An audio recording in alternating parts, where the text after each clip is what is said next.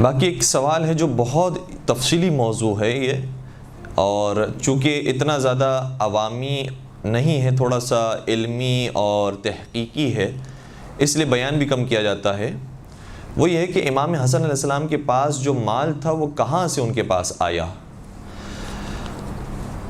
حضرت خدیجہ طاہرہ سلام اللہ کے حوالے سے بھی باتیں ذرا کم بیان کی جاتی ہے کہ وہ مال ان کے پاس کیسے آیا، لیکن ہم نے شاید پہلے آپ کی خدمت میں عرض کیا تھا کہ وراثت میں بہت زیادہ مال ان کو نصیب ہوا تھا، اور اس کے بعد انہوں نے تجارت کر کے اس کو مزید اور آگے بڑھایا، اور مضاربہ عام طور پر وہ کیا کرتی تھیں۔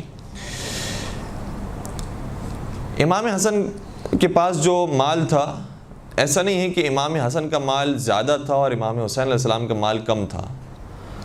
تقریباً ہم کہہ سکتے ہیں کہ ایک ساتھ دونوں ہی امام ایسے تھے کہ جو صاحب ثروت تھے، اور ان کے بھی ثروت مند ہونے کی وجوہات میں سے ایک بڑی وجہ یہ تھی کہ خود مولا کائنات امیر المؤمنین حضرت علی بن ابی طالب صلی اللہ علیہ وسلم بہت زیادہ امیر تھے۔ اور یہ بھی ہمارے یہاں تھوڑا سا غلط کانسیپٹ ہے کہ شاید چونکہ سوکھی روٹی پر گزارا کرتے تھے اس لیے شاید غریب ہوں گے اور بڑی مشکل سے گزارا ہوتا ہوگا، لیکن ایسی بات نہیں ہے۔ ہاں، ایک دور یقیناً ایسا مولا پر گزرا تھا کہ جو بہت سختی میں تھا، لیکن دوسرے دور میں مولا نے اتنی کوشش کی ہے، اتنی محنت کی ہے، اور نہ صرف یہ کہ محنت مزدوری بلکہ ذہانت کے ساتھ جو کام کیا ہے، تو بہت زیادہ باغات کے مالک تھے۔ یہ بھی ہمارے یہاں ایک کانسیپٹ ہے، شاید ہم نے اپنے جیسے لوگوں کو دیکھا ہے، یعنی جو علماء ہیں، بہرحال ہے تو وہ بھی غیر معصوم، تو مجتہدین ہوں، مراجعین ہوں، یا کوئی دینی کام کرنے والے ہوں، ان کو ہم نے دیکھا ہے کہ وہ دوسروں کو جو بانٹ رہے ہوتے ہیں وہ اپنا پیسہ نہیں بانٹ رہے ہوتے، کہیں اور سے لیا ہوتا ہے اور وہ آگے دے رہے ہوتے ہیں۔ خیر، یہ بھی ایک اچھا کام ہے، لیکن اس سے بہت گنا اچھا کام یہ ہے کہ خود انسان اپنی کمائی دوسروں کو دے، خود جو کمایا ہے وہ دوسروں پر خرچ کر کے بتائے۔ تو مولا علی علیہ السلام کے بارے میں یا دیگر ائمہ کے بارے میں یہ غلط کانسیپٹ ہے کہ مثال کے طور پر ان کے پاس تو خمس اتنا آتا ہوگا اور وہی دے دیتے ہوں گے رائے خدا میں، ان کے پاس تو زکوٰۃ اتنی آتی ہوگی وہی دے دیتے ہوں گے رائے خدا میں، ان کے پاس صدقہ خیرہ اتنا آتا ہوگا وہی دے دیتے ہوں گے۔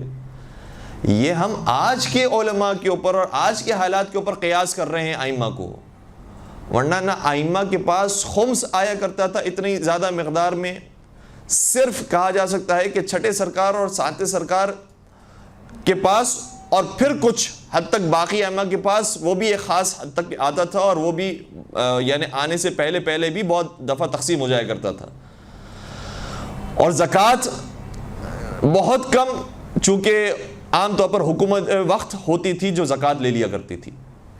اور پھر بات کر لی جائے تحفے تحائف کی جو امام کی خدمت میں آیا کرتے تھے، تو تحفے تحائف لانے والے کم ہوتے تھے، مانگنے والے زیادہ ہوتے تھے۔ تو یہ کہاں سے ہر ایک کو 100 درہم دے دیے، 200 دینار دے دیے، کسی کو 1000 دینار دے دیے، یہ بھی روایتوں کے اندر 4000 دینار دے دیے۔ امام حسن کے بارے میں روایتوں میں ہے کہ امام نے اپنی زندگی میں 3 مرتبہ اپنے گھر کا آدھا سامان رائے خدا میں انفاق کیا، اور 2 مرتبہ اپنے پورے گھر کا سامان رائے خدا میں انفاق کیا۔ یہ اتنا آیا کیسے ان کے پاس؟ تو یہ خود ان کی اور ان کے آباء و اجداد کی محنت ہے جس کی وجہ سے یہ صدقہ خیرات کر سکتے تھے۔ اور کس قدر امام علی نے کیا ہے، ان کا جملہ میں کوٹ نہیں کر پایا، اب میں وہ کوٹ کر رہا ہوں۔ جملہ یہ ہے کہ تزوجت فاطمہ وما کان لی فراش وصدقتی اليوم، فرمائے کہ جب میں نے حضرت زہرا سے شادی کی تو اس وقت ہمارے پاس اتنے بھی پیسے اور وسائل نہیں تھے کہ گھر میں ایک فرش موجود ہو، بچھانے کے لیے فرش موجود نہیں تھا۔ آج کی چیز کو آپ محسوس نہیں کریں کہ آج تو ٹائلیں ہیں، آج تو پھر بھی پکی کوئی زمین ہے۔ اس زمانے کی بات ہو رہی ہے کہ پکی زمین تو دور کی بات، اس کے اوپر جو کپڑا ڈالا جاتا تھا وہ کپڑا بھی موجود نہیں ہے۔ وما کان علی فراش، اور فراش موجود نہیں تھا اور وہ فرش موجود نہیں تھا، یعنی بچھانے کے لیے کوئی کپڑا نہیں تھا۔ وصدقتی اليوم، لیکن مولا آخری زندگی کے آخری ایام میں فرماتے ہیں لیکن آج میرا صدقہ، اور یہاں پر صدقے سے مراد بعض علماء نے کہا ہے کہ وہ جو مستحب صدقہ ہوتا ہے وہ بھی مراد ہو سکتا ہے، اور بعض علماء کہتے ہیں کہ جو وقف کیا تھا مولا نے، اتنا وقف کیا تھا، فرمایا اتنا میرا پاس وقف کا مال ہے جو میں نے وقف کیا ہوا ہے فقراء پر اور دیگر افراد پر، کہ اگر اس مال کو جمع کر کے میرے پورے خاندان عبد المطلب میں تقسیم کیا جائے، پورے خاندان میں جس کی تعداد یعنی 100 سے زیادہ افراد پر مشتمل ہے، تو سب کے سب امیر ہو جائیں، سب کے سب امیر ہو جائیں. یعنی یہ نہیں فرمایا کہ غربت سے نکل آئے، نہیں، غربت سے نہیں، امیر ہو جائیں گے، یہ اتنا مال موجود ہے. اور جب طلحہ و زبیر نے آ کر یہ شکایت کی تھی کہ یہ تو بہت غریب اور نادار ہیں، تو پھر امام نے 1 سال بیان بھی فرمایا تھا کہ جتنے بھی میری زراعت ہے اس کو ایک جگہ پر جمع کیا جائے اور دینار میں اس کو بدلا جائے. تو دینار جو اس زمانے میں بنے تھے، دینار کہا جاتا ہے سونے کے سکوں کو، تو اس کی تعداد 1,00,000 دینار تھی. 1,00,000 دینار صرف 1 سال کی کمائی تھی. اور اس زمانے میں اگر حقیقت دیکھی جائے تو کوئی عام شخص جو سادی سی غذا، جیسے ہم غریبوں کی بات کریں تو جو زندگی گزار لیتے ہیں اور گزارا کر لیتے ہیں، اگر کوئی گزارے والی زندگی گزارنا چاہے تو پورے سال کے لیے 1 دینار کافی ہوتا تھا. اس زمانے میں 1 دینار کافی ہوتا تھا. امام کے 1 سال کی آمدنی ایک مقام کی 1,00,000 دینار تھی. ظاہری اعتبار سے بھی مولا متقیان ثروت مندوں میں شمار ہوتے تھے، بہت زیادہ امیر، بہت زیادہ دولت مند تھے. لیکن ہاں، خود یہ بات علماء اہل سنت نے بھی لکھی ہے. ابن ابی الحدید معتزلی نے مثال کے طور پر یہ بات لکھی ہے کہ ابھی کنواں کھودا نہیں ہوتا تھا اور اس کا پانی باہر نہیں آیا ہوتا تھا کہ اس سے پہلے فرماتے تھے کہ اے پروردگار، اس کنویں کے پانی کو میں نے رائے خدا میں وقف کر دیا. اور جتنے کنویں کھودے ہیں، صرف کنویں کھود، یعنی ایک کنواں اگر کوئی کھودنا چاہے تو اس کے لیے کتنی زندگی چاہیے اور کتنا وقت چاہیے اس کے لیے. مولا نے بعض روایتوں کے مطابق کم تعداد ہے، بعض کے مطابق کچھ زیادہ ہے، لیکن اگر ہم کم اور زیادہ دونوں کو بیان کریں تو کم از کم مولا نے اپنی زندگی میں 100 کنویں کھودے تھے. اور جو زیادہ تعداد ملتی ہے وہ بھی 170 کنووں کی، 170 کنویں کھودے تھے. اور زیادہ تر یہ کنویں وہ تھے کہ جو مدینہ سے مکہ کے راستے میں جاتے ہیں، تاکہ حاجیوں کو پریشانی نہ ہو اور آسانی کے ساتھ یہ سفر طے کر سکیں. اور باغات اتنے زیادہ. خود ایک مقام پر جب موجود تھے، میں خیر حرج بھی نہیں ہے کہ مولا علی کے بارے میں بات بیان ہو رہی ہے کہ ایک مرتبہ اپنے کاندھے پر یا اپنے مرکب پر ایک بوری لے جا رہے تھے، تو اور کسی نے سوال کیا کہ اے علی، یہ کیا لے جا رہے ہیں؟ تو فرمایا کہ 1,00,000 کھجور کے درخت لے جا رہا ہوں. سوال کرنے والے نے کہا اس میں درخت کیسے آ سکتے ہیں؟ کہا کہ یہ میرے پاس 1,00,000 کھجور کی گٹھلیاں ہیں اور میں سب کو زراعت کرنے کے بعد درخت بناؤں گا.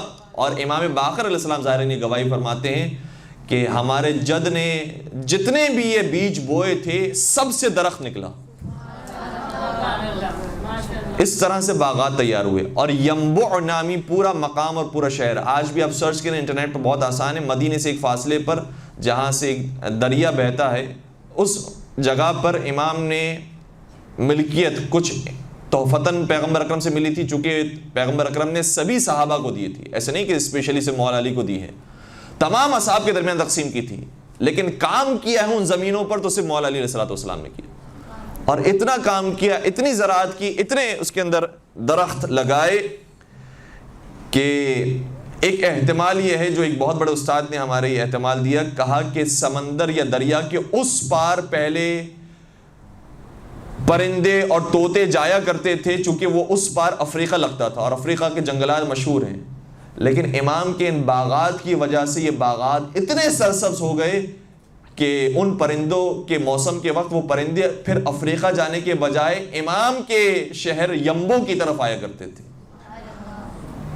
اور وہاں پر پرندوں کے چہچہانے کی وجہ سے اور طوطوں کی جو آواز نکالی جاتی ہے، وہ بغ بغ کی آواز نکالتے ہیں جو عربی زبان میں لکھا جاتا ہے، اس کی وجہ سے ینبع کے شہر میں سے بعض علاقوں کا نام بغی بغا پڑ گیا، بغی بغا، اور پھر بعد میں جا کر بغی بغات بھی اسے کہا گیا.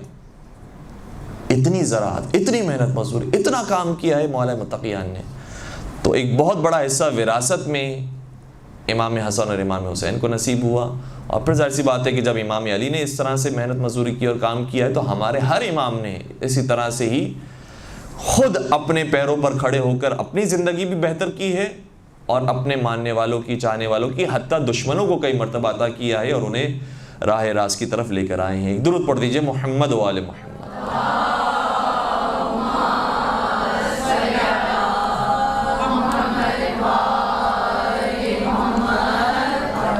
بس زیادہ وقت نہیں ہے، ہم 2 باتیں بیان کرنا چاہتے تھے مولا متقیان کے بارے میں، اسے ہم بہت جلدی آپ کی خدمت کر رہے ہیں۔ ایک بات یہ ہے کہ مولا متقیان کا علم تو مشہور ہے، باب مدینۃ العلم ہے۔ ویسے تو کسی بھی موضوع کا آپ لے لیجئے، اگر تقویٰ کو لیں تو امام المتقین ہے، ایمان کو لیں تو کل ایمان ہے، اور نمازوں کو لیں تو نماز کے بارے میں آیتیں نازل ہوتی ہیں، روزے کو لیں تو روزے کے بارے میں آیتیں نازل ہوتی ہیں۔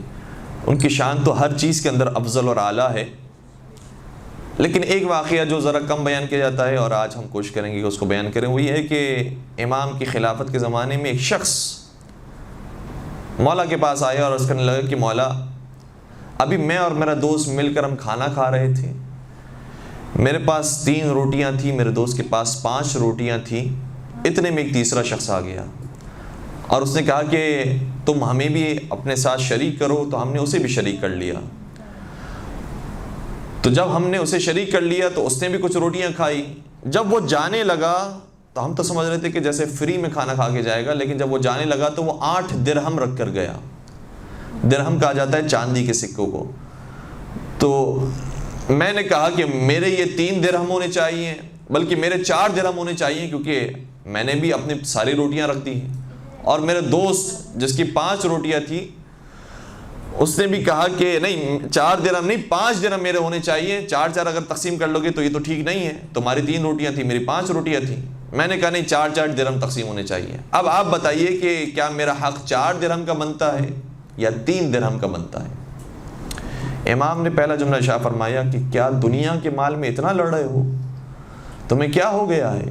1 درہم کی خاطر تم میرے پاس آئے اور یہ مسئلہ لے کر آئے ہو کہ میرے 3 درہم بنتے ہیں یا 4 درہم بنتے ہیں؟ جتنا وہ دے رہا ہے تم اسی کو لے لو، یہی تمہارے حق میں بہتر ہے۔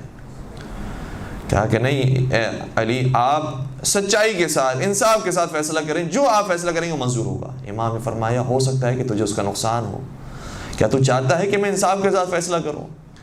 عرض کرنے لگا کہ یا امیر المومنین، آپ جو فیصلہ کریں گے وہ میں خوشی خوشی قبول کروں گا۔ امام نے پھر فیصلہ فرمایا اگر تیری 3 روٹیاں تھیں اور تیرے دوست کی 5 روٹیاں تھیں اور تیسرا شخص بھی آ گیا جو تمہارے ساتھ شریک ہو گیا، تو اس کا مطلب یہ ہوا کہ تم 3 لوگ تھے اور تمہارے پاس 8 روٹیاں تھیں۔ ہر روٹی کو تم 3 حصوں میں تقسیم کرو۔ 8 روٹیوں کو اگر 3 حصوں میں تقسیم کیا جائے گا تو کتنے ٹکڑے بنیں گے؟ 8 روٹیوں کو 3 حصوں میں تقسیم کریں تو 24 حصے بنیں گے۔ کیا اس کا مطلب یہ ہوا کہ 24 ٹکڑے تھے اور تم تینوں نے اگر برابر سے کھایا ہے تو ان 24 میں سے تم نے بھی 8 ٹکڑے کھائے، تمہارے دوست نے بھی 8 ٹکڑے کھائے، اور جو فلاں شخص آیا تھا اس نے بھی 8 ٹکڑے کھائے؟ کہا کہ ہاں بالکل ٹھیک بات ہے، ایسے ہی ہوگا۔ تو کہا اب یہ بتاؤ کہ تمہارے پاس جو 3 روٹیاں تھیں اس کے کتنے ٹکڑے بنتے ہیں؟ کیا اس کے 9 ٹکڑے بنتے ہیں؟ کیا تم نے اپنے 9 ٹکڑوں میں سے 8 ٹکڑے تو خود کھا لیے، تمہارا بچا کتنا؟ 1 ٹکڑا بچا۔ تمہارے دوست کے پاس 5 روٹیاں تھیں، اس کے کتنے ٹکڑے بنتے ہیں؟ اس کے 15 ٹکڑے بنتے ہیں۔ ان 15 میں سے اس نے بھی اپنے 8 کھا لیے، اس کے کتنے بچے؟ 7۔ کیا تمہارے روٹیوں میں سے تمہارا صرف 1 ٹکڑا بچا اور اس کی 5 روٹیوں میں سے 7 ٹکڑے اس کے بچ گئے؟ اس لیے جو 8 درہم وہ رکھ کر گیا ہے، نہ اس میں تمہارا 4 کا حق بنتا ہے نہ 3 کا حق بنتا ہے، بلکہ صرف 1 درہم کا حق بنتا ہے۔ درود پڑھ دیجئے گا محمد و آل محمد۔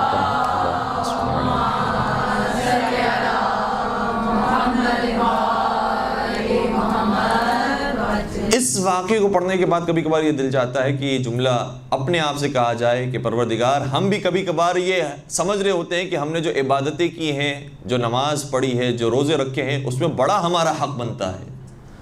پروردگارہ ہم سے عدل سے کام نہ لینا، ہم سے فضل سے کام لینا۔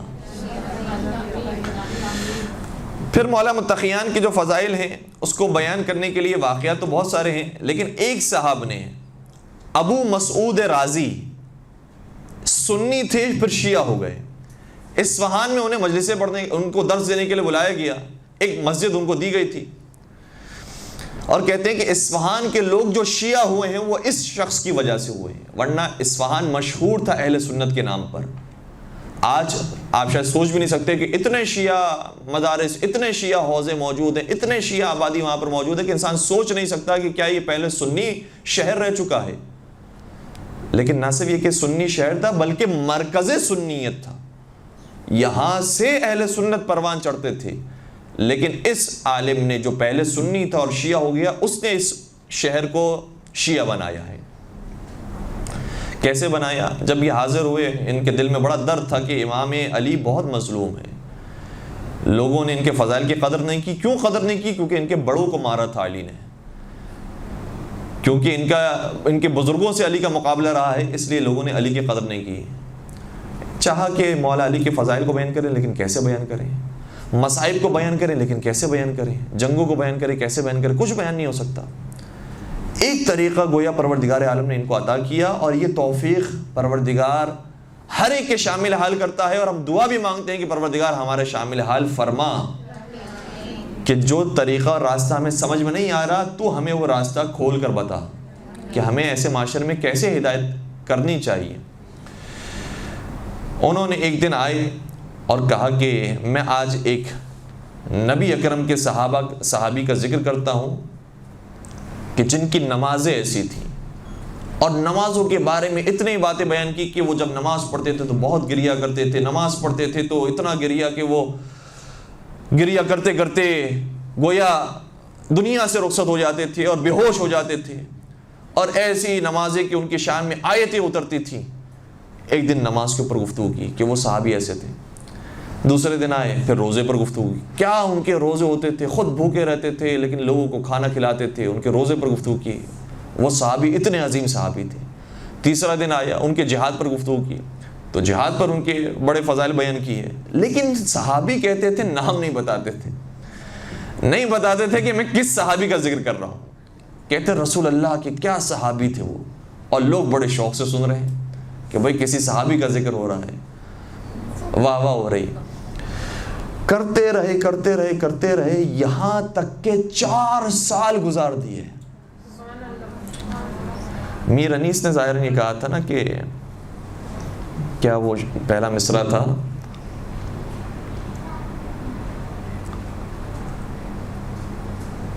کوئی بھی خطا آل سے موسوم نہیں، کوئی بھی خطا آل سے موسوم نہیں، کتنے ہی فضائل ہیں جو مرقوم نہیں، کتنے ہی فضائل ہیں جو مرقوم نہیں، یا رب تیرے حیدر کے فضائل کی حدیں خود تیرے فرشتوں کو بھی معلوم نہیں۔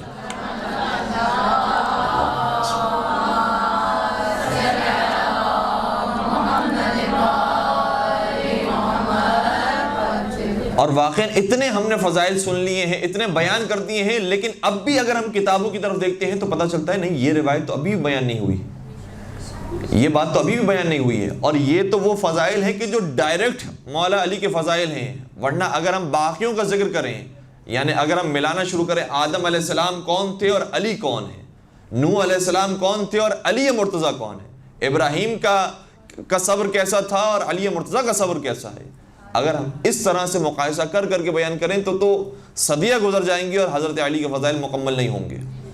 اور ہے بھی بات یہی، نبی اکرم نے بیان فرما دیا تھا۔ تو یہ 4 سال گزار کر اس طرح سے فضائل بیان کرتے رہے، اور یہ شاید اور بھی بیان کر سکتے تھے، لیکن لوگوں نے بھی معلوم کرنا شروع کیا کہ بھائی یہ کس کے فضائل ہیں، یہ کون سا صحابی ہے جس کا آپ نام بھی نہیں بیان کرتے ہیں، ہم نے کبھی نام بھی نہیں سنا، یا پہلے ہیں یا دوسرے ہیں یا تیسرے ہیں یا فلاں ہے یا فلاں ہے، کون ہے، نام تو بتائیے۔ تو انہوں نے بڑا کھینچ کر جب بہت اصرار ہو گیا تو ایک دن انہوں نے اعلان کیا کہ کل کی مجلس میں اور کل کے درس میں بات بیان کروں گا کہ یہ کون سا صحابی ہے جس کے فضائل ہیں۔ پورے شہر میں بات پھیل گئی کہ ہمارے آج استاد، ہمارے آج مولوی صاحب بیان کریں گے، کل بیان کریں گے کہ یہ کون سے صحابی کے فضائل ہیں۔ جم غفیر آ گیا سننے کے لیے، اور اتنی بڑی تعداد تھی کہ لوگ گویا ایک کے اوپر دوسرا گر رہا ہو، اتنا بڑا جم غفیر تھا۔ نہ جانے کون سی مناسبت تھی، ظاہراً شاید رمضان ہی کے ایام تھے جس میں انہوں نے یہ بات کھولی۔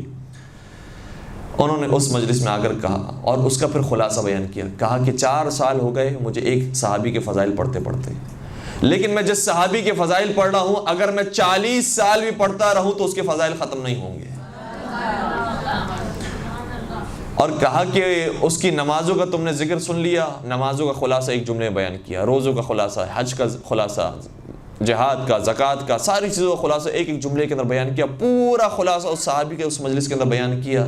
کہا کہ جانتے ہو کہ جس کے فضائل پڑھ پڑھ کر میں تمہارے سامنے یہ بیان کرنے پر مجبور ہو رہا ہوں، اور تم سن سن کر اصرار کر رہے ہو مجھ سے کہ بتاؤ کہ وہ کون سا صحابی ہے، وہ کوئی اور نہیں، مظلوم تاریخ، ہمارا اور آپ کا مولا اور آقا، امیر کائنات، امیر المؤمنین، حضرت علی ابن ابی طالب علیہ السلام۔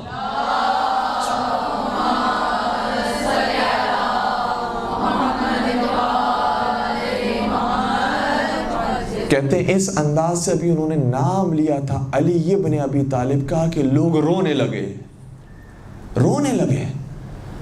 اور اتنا روئے کہ جس جگہ پر میں نے ایک روایت پڑھی ہے، کتاب کا جملہ یہ ہے، ظاہراً کتاب میں جملہ یہ ہے کہ 400 لوگ روتے روتے بے ہوش ہو گئے۔ وہ علی جس کے اوپر ہم لان تان کرتے رہے، جس کو برا بلا کہتے رہے، جس کے ممبروں سے لعنت بھیجی گئی نعوذ باللہ، گالیاں بکی گئی نعوذ باللہ، اس کے اتنے فضائل ہیں۔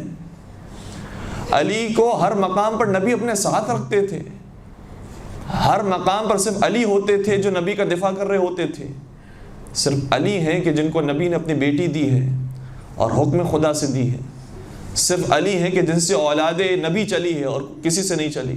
یہ سارے فضائل علی کے، ہم نے کتنی بڑی غصہ کی ہے۔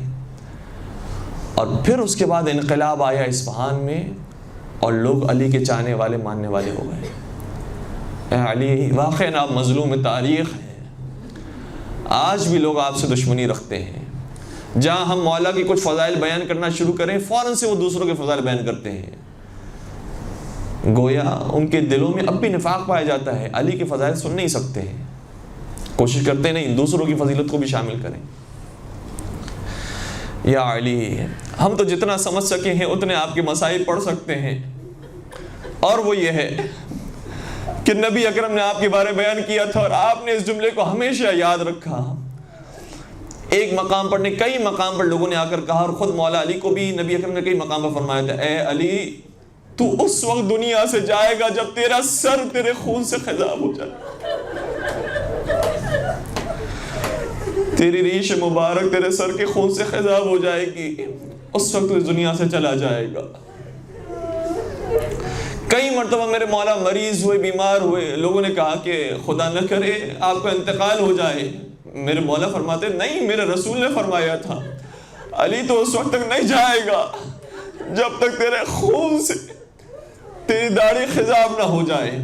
مجھے میرے رسول پر یقین ہے میری اس مرض میں موت نہیں آنے والی، کئی مرتبہ فرمایا، لیکن عزاداروں رمضان آ گیا، اور پھر وہ تاریخ آ گئی جب میرے مولا پر نماز کی حالت میں ابن ملجم نے ضربت ماری،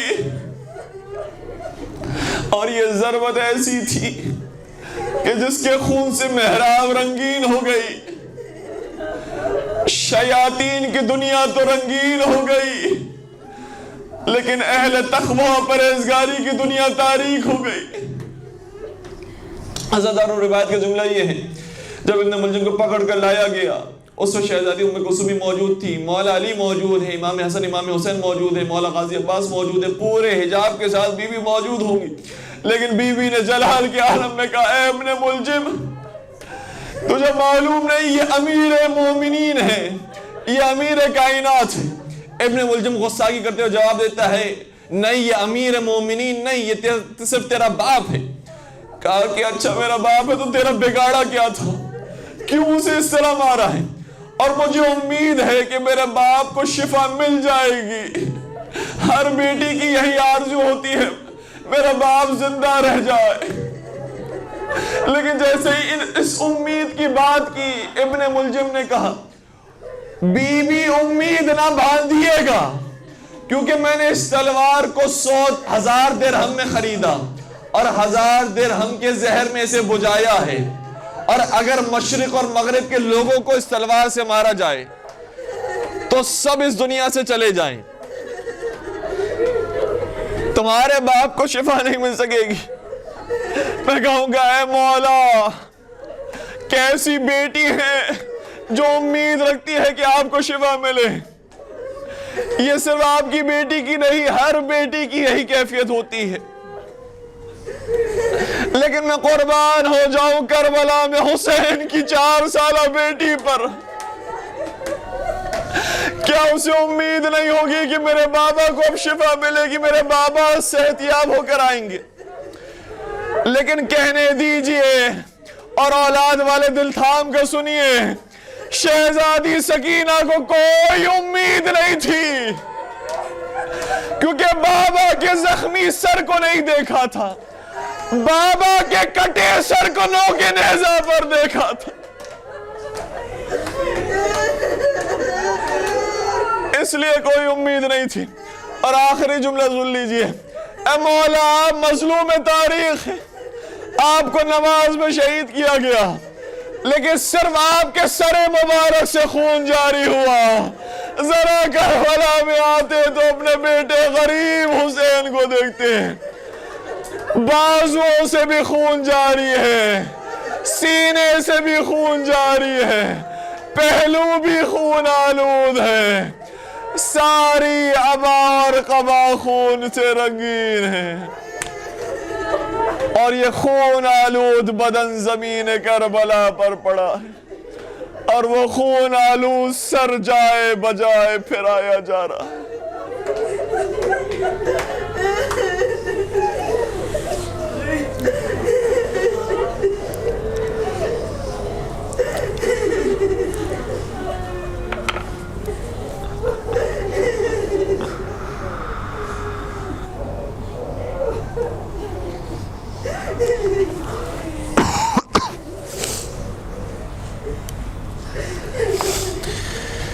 الا ولعنت اللہ علی القوم الظالمین وسيعلم الذین ظلموا ای منقلب ینقلبون. پروردگارہ ان آنسو کو رمال حضرت سیدہ کائنات میں جگہ نصیب فرما، ان آوازوں پر اپنی رحمت نازل فرما. پروردگارہ اس قلیل سی عبادت کو اپنی بارگاہ میں قبول فرما، ہمارے گناہ کبیرہ و صغیرہ کی مغفرت فرما، ہمارے مرحومین کی مغفرت فرما. پروردگارہ محبت اہل بیت کے ساتھ جینا اور مرنا نصیب فرما، قرآن اور اہل بیت کے دامن سے ہمیشہ متمسک رہنے کی توفیق نصیب فرما. پروردگارہ تمام مظالم سے انتقام کے لیے اپنی آخری حجت اور ہادی امام عصر و زمان کے ظہور میں تعجیل فرما، ہمیں ان کے عاشقین، محبین، سچے چاہنے والے اور ماننے والوں میں شمار فرما. ربنا تقبل منا انک انت السمیع العلیم وتب علینا انک انت التواب الرحیم برحمتک یا ارحم الراحمین.